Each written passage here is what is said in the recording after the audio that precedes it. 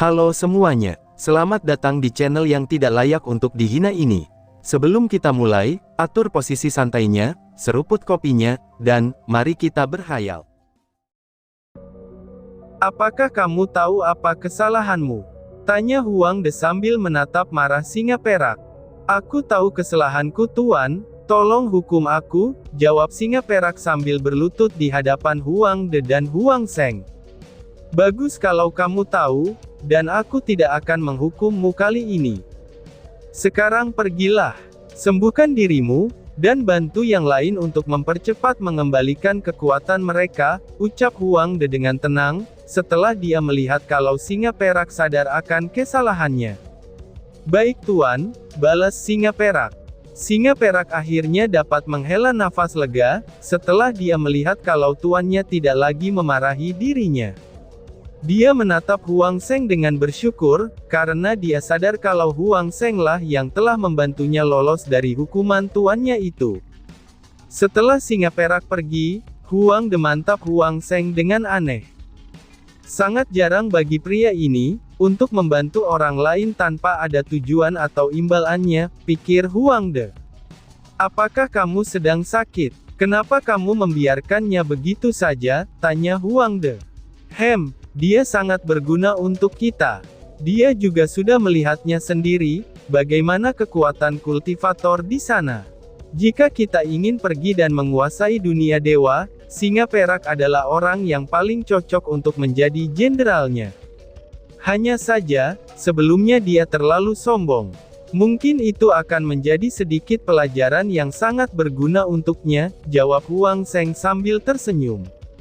Hanya itu saja, tanya Huang De. Tidak, masih ada lagi. Dia masih bisa menjadi jauh lebih kuat setelah ini. Kamu hanya tinggal melihatnya saja. Dengan kebencian dan kekalahannya kali ini, maka dapat dipastikan dirinya akan meningkat jauh dari yang sekarang, jelas Huang Sheng sambil tersenyum dingin. Kalau begitu, aku akan menunggu untuk melihatnya. Kita harus bisa menguasai kekuatan ayah kita.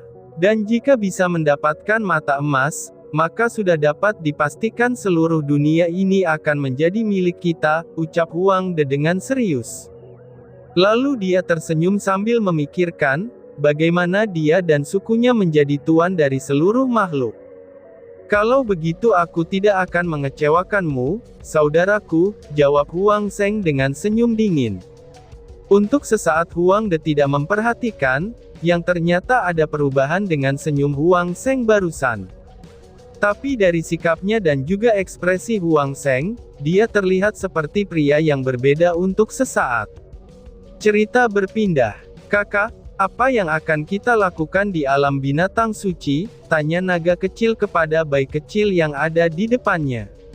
Setelah dari dunia dewa, bayi kecil akan membawa naga kecil ke alam binatang suci, itu tanpa ada alasan yang jelas. Dia awalnya berpikir, kalau bayi kecil membawanya untuk pergi berlatih ke suatu tempat di dunia dewa. Tapi nyatanya, dia malah dibawa ke alam binatang suci oleh bayi kecil. Ikutlah denganku, karena di sana ada tempat rahasia yang cocok untuk kita berlatih, jawab bayi kecil sambil terus terbang menuju istana harimau suci, di mana tempat itu adalah tempat dia dulu dilahirkan. Naga kecil hanya bisa mengikuti bayi kecil tanpa sedikit pun protes dengannya. Tidak berselang lama, mereka sampai di depan istana harimau suci. Semua penjaga merasakan ada dua aura kuat yang mendekat, dan mereka langsung berhamburan keluar dari istana harimau suci. Siapa kalian? Berani sekali masuk ke tempat suku harimau suci kami, ucap kapten penjaga istana harimau suci sambil menatap bayi kecil. Oh, apakah kamu kapten baru di sini? Tanya bayi kecil. Iya, siapa kalian, dan apa tujuan kalian datang ke istana suci kami? Tanya kapten penjaga itu dengan tenang, tapi ada kehati-hatian saat dia menatap bayi kecil. Cukup bagus. Jika berlatih 100 tahun lagi, mungkin kamu bisa menjadi harimau suci seperti para tetua, ucap bayi kecil sambil menatap kapten di depannya ini. Apa maksudmu? Jika kamu hanya membuat masalah di sini, maka pergilah. Jawab kapten penjaga itu dengan lebih serius. Lancang sekali. Suara yang keras segera terdengar dari dalam istana, dan ini membuat kapten penjaga menjadi ketakutan. Wush! Salam Kaisar Harimau, ucap pria parubaya berambut putih, dan dia tiba-tiba saja muncul di hadapan bayi kecil. Kaisar Harimau, gumam si penjaga dengan bingung. Seketika saja, wajah kapten penjaga dan pasukannya langsung berubah. Di alam binatang suci, itu hanya ada satu orang yang layak disebut sebagai Kaisar Harimau, yaitu Kaisar Harimau Suci. Oh, sudah lama kita tidak bertemu, leluhur Kong, ucap bayi kecil sambil tersenyum kecil. Lia, sudah cukup lama Kaisar. Apa tujuan Kaisar kembali di saat yang lainnya sedang berada di alam langit? Tanya leluhur Kong. Aku ingin pergi ke tempat lain di Istana Harimau, dan harusnya kamu sudah mengetahuinya bukan? Jawab bayi kecil. Iya Kaisar, aku tahu. Sudah lama tempat itu tidak ada yang masukinya. Terakhir kali beberapa suku lain dan suku kita masuk ke tempat itu, tapi mereka semua hanya dapat bertahan beberapa hari saja, jelas leluhur Kong. Alam di sana memang berbeda dengan alam kita. Dan tekanan di sana juga jauh lebih kuat, daripada tekanan yang pernah ada di tempat lain, ucap bayi kecil yang sadar akan tempat yang dimaksud oleh leluhur Kong. Kaisar, tempat itu diciptakan oleh para leluhur suku kita. Di saat mereka akan mati, dan mereka masuk ke dalam tempat itu. Akhirnya mereka pun mati, dan kemudian menyebarkan seluruh kekuatan yang pernah mereka miliki. Mungkin itu yang membuat tempat itu menjadi istimewa, ucap leluhur Kong. Aku dan saudaraku ingin masuk ke sana untuk berlatih. Kamu dan para leluhur yang tersisa juga harus ikut. Bawa sekalian leluhur dari suku lain yang tidak ikut ke alam langit, ucap bayi kecil. Apa yang akan kita lakukan di sana Kaisar? Tanya leluhur Kong. Jangan terlalu banyak bertanya, dan lakukan saja perintahku ini. Waktu yang kita punya tidak banyak, ucap bayi kecil dengan serius sambil menatap leluhur Kong. Baik Kaisar, jawab leluhur Kong. Leluhur Kong tidak banyak bertanya, karena dia sadar kalau bayi kecil yang terlihat serius ini, dia sudah pasti tidak akan pernah membohonginya. Dan juga, biasanya bayi kecil tidak pernah mengajak suku lain untuk masuk ke tanah leluhurnya seperti ini, kecuali jika tidak ada hal yang istimewa.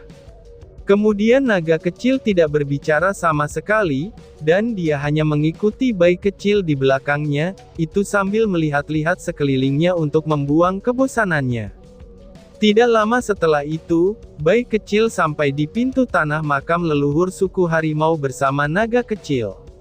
Apakah kita akan berlatih di dalam? Tanya naga kecil. Lia, waktu yang ada di sana, itu cukup jauh berbeda dengan waktu yang ada di luar. Jika 1 hari berada di luar, maka di dalam sana kita sudah menghabiskan 1000 tahun. Karena itulah 3 hari yang dimaksud oleh leluhur Kong, maka itu sama saja dengan 3000 tahun, jelas bayi kecil. Bukankah suku harimau yang sekarang sangat kuat? Bahkan dapat bertahan 3000 tahun di dalam sana, ucap naga kecil. Kuat apanya? Bahkan para leluhur pernah bertahan selama 1 tahun di dalam sana, dan aku juga pernah ke sana selama lebih 5 tahun, balas bayi kecil dengan senyum masam, saat dia sadar kalau sukunya sudah sedikit menurun sejak dia tidak ada. Bukankah kakak orang yang gila berkultivasi juga? Tanya naga kecil. Plak. Aduh, kenapa kakak memukulku? Tanya naga kecil sambil mengusap kepalanya yang dipukul bayi kecil. Asalakan kamu tahu saja ya, sebenarnya aku dipaksa untuk masuk ke dalam sana oleh ibu dan ayahku. Bahkan bukan hanya mereka saja, tapi seluruh tetua dan leluhur suku Bai juga memaksaku untuk masuk.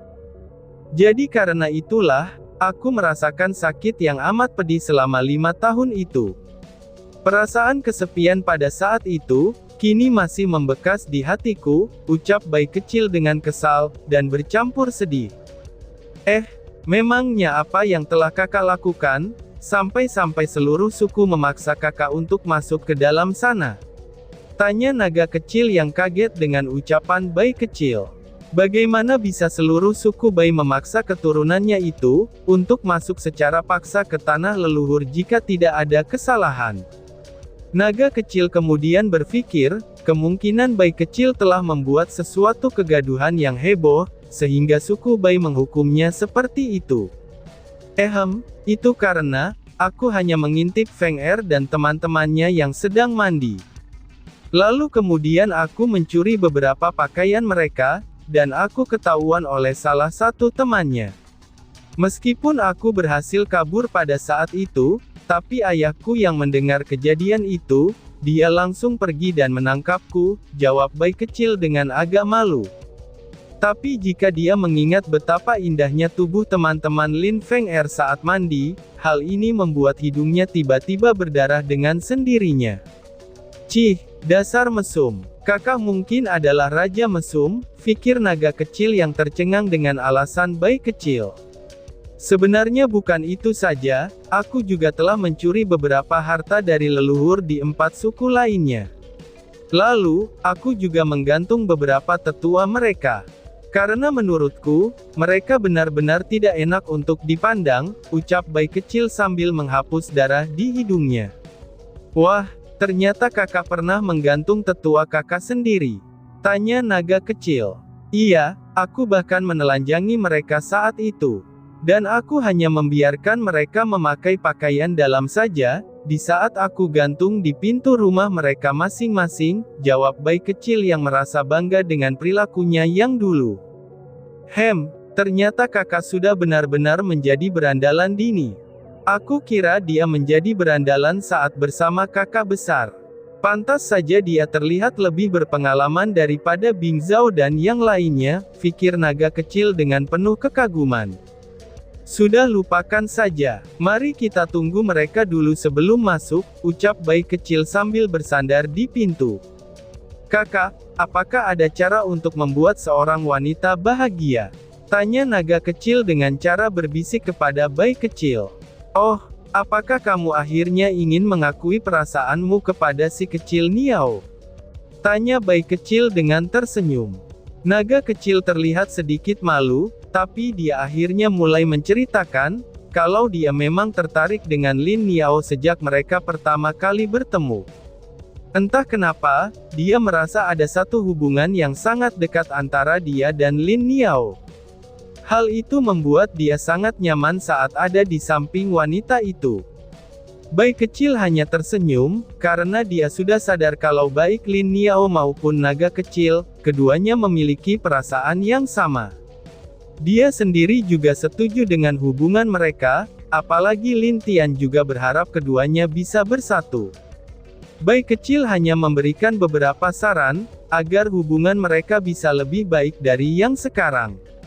Lalu naga kecil juga menerima semua saran, dan juga nasihat dari bayi kecil. Tidak berselang lama, semua leluhur yang ditunggu oleh bayi kecil akhirnya datang. Dia tidak lagi menunda waktu, dan langsung masuk ke dalam tanah leluhur untuk memulai pelatihan di sana. Bayi kecil berharap setelah nanti dia keluar bersama leluhur, mereka dapat membantu perang besar yang akan segera terjadi itu. Meskipun akan banyak korban yang berjatuhan, tapi ia harus tetap berperang. Karena itu tidak hanya menyangkut kehidupan sukunya, tapi seluruh makhluk yang ada di seluruh dunia dan 2 alam. Cerita berpindah. Di mana ini? Aku bisa melihat, ucap Lin Tian. Lin Tian yang tidak sadar di mana dia sekarang, namun tiba-tiba saja dia bisa melihat. Padahal sebelumnya, dia sudah kehilangan kedua matanya. Wajah Lin Tian tampak tidak karuan, dan untuk sementara dia kebingungan dengan semua yang terjadi dengannya. Lautan, ucap Lin Tian sambil melihat kalau dia sedang berdiri di tengah lautan yang luas. Kamu akhirnya sadar, ucap mata biru yang muncul tepat di depan Lin Tian. Siapa kamu? Lin Tian yang melihat mata biru itu tidak bisa untuk tidak bertanya. Aku adalah salah satu mata dari dewa kuno, yang melindungi dan menciptakan manusia, jawab mata biru. Apakah kamu bagian dari tubuh dewa itu sendiri? Ataukah kamu adalah roh? Tanya Lin Tian. Aku adalah bagian tubuh dari dewa itu sendiri. Tapi sekarang, aku juga bisa dibilang anggota tubuh dari dewa yang berisi roh sendiri, jawab mata biru. Lin Tian akhirnya mengerti, kalau mata ini merupakan salah satu anggota tubuh dari dewa itu sendiri. Kemungkinan besar dewa itu telah memberikan mata ini roh, dan juga kecerdasan sendiri untuk melakukan sesuatu. Aku tidak bisa terlalu lama, aku akan langsung menceritakan semua yang terjadi jauh dari zaman kuno yang pernah kamu lihat. Itu terjadi di masa saat hanya ada beberapa dewa kuno yang disebut pencipta, ucap mata biru. Salah satu dewa kuno itu mulai menciptakan dunia manusia, elf, dan berbagai suku di dunia itu. Semua adalah ciptaan dari dewa kuno itu sendiri, dan meskipun ada 4 dewa kuno yang menjadi pencipta berbagai monster dan binatang suci, namun mereka tidak pernah ikut campur masalah dunia saat itu. Karena itulah kehidupan tetap begitu damai. Lalu karena merasa kekuatannya sudah mulai tidak dibutuhkan lagi, dewa itu memisahkan dua matanya. Mata emas dan mata biru langit. Keduanya adalah satu, dan juga memiliki kekuatan yang sama. Ratusan juta tahun berlalu sejak kedua mata itu memiliki roh, kemudian mereka hidup damai bersama dengan Tuan mereka sendiri. Jika Tuan membutuhkan mereka, mungkin mereka akan datang dan menjadi mata untuk Tuan. Tapi, setelah berjuta-juta tahun berlalu, mata emas milik dewa itu sendiri tiba-tiba saja memberontak. Mata emas diam-diam menciptakan suku meteor perak, yang dapat mengisap energi makhluk lain. Secara khususnya adalah makhluk hidup yang diciptakan oleh tuannya sendiri. Yang lebih parahnya lagi, mata emas telah menelan semua dewa kuno yang tersisa saat itu, dan hanya menyisakan 3 dewa kuno yang keberadaannya tidak pernah diketahui. Perang besar terjadi, itu dengan kekalahan total makhluk hidup ciptaan Tuan Mata Biru. Akhirnya karena tidak tahan melihat kehancuran total itu, para dewa di masa tersebut segera membuat segel, dan menyegel mata emas bersama mata biru sebagai penjaga segelnya. Sedangkan Tuan dari mata biru menghancurkan tubuhnya sendiri, itu untuk memulai menciptakan kehidupan yang lain. Itulah awal mula kehidupan zaman kuno muncul. Tapi sayangnya, semuanya juga hancur berkat bantuan dari mata emas di balik kegelapan, karena dia tidak ingin ada orang yang lebih kuat darinya. Semua cerita itu didengar oleh Lin Tian dengan baik, bahkan dia juga terkejut dengan ayahnya, karena Lin Dong termasuk satu zaman dengan dewa kuno mata biru langit dan mata emas. Lalu, apa yang harus aku lakukan? Karena tidak akan mungkin aku bisa melawan dia, ucap Lin Tian dengan suara agak berat. Dan tiba-tiba saja bersambung. Sekian dan terima kasih banyak. Bye-bye.